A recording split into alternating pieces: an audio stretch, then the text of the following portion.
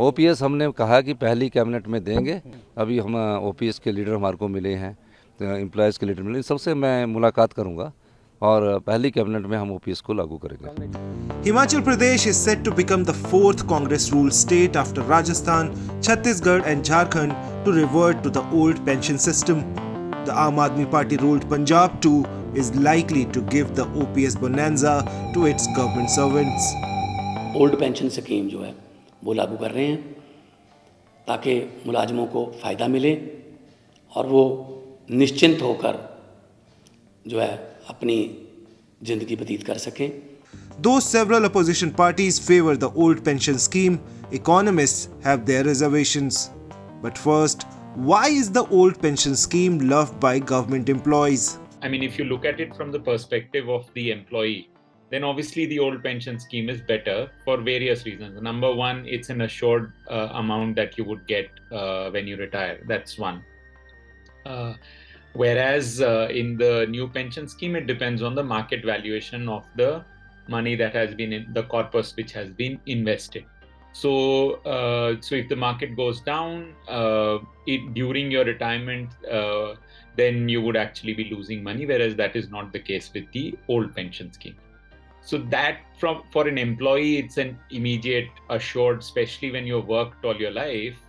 Post-retirement also, if you have to worry about what you're going to get, not get. Old pension scheme obviously does not have those issues. Number two, like salary, although at a much smaller, in terms of the quantum, it's a much smaller amount, obviously, it's indexed to inflation. So unlike a financial investment, which is never indexed to inflation, this is something which covers, so it's an assured salary or assured pension, which is also indexed to inflation. So inflation does not really affect your the income that you would be getting. So in real terms, it stays the same. So for the employee, obviously, old pension scheme is way better than the new pension scheme.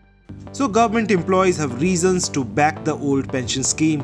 But for the government, this could be a fiscal disaster, says NK Singh, chairman of the 15th Finance Commission. It's an injudicious step to give up the new pension scheme and to go back in adopting the old pension scheme, that it would be a fiscal disaster for states to go back on the new pension scheme and adopt the old pension scheme.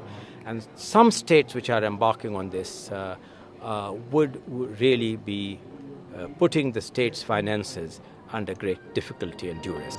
A recent Reserve Bank of India report termed the old pension system as unsustainable in the long run and a tax burden on the future generation.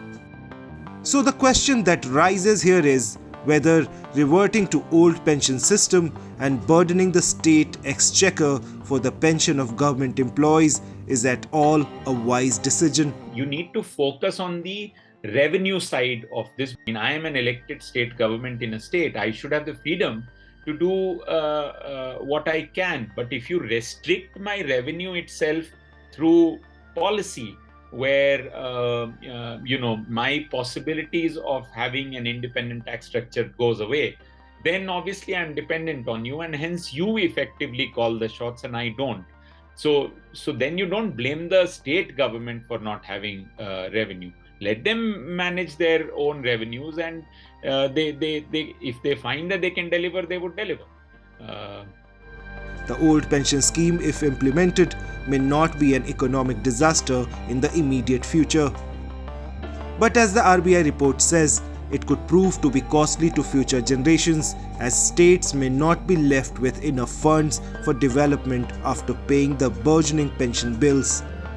States must keep in mind their own rising subsidy burden, the slowdown in their own tax revenue, and fiscal stress before adopting the old pension scheme. A TOI online report.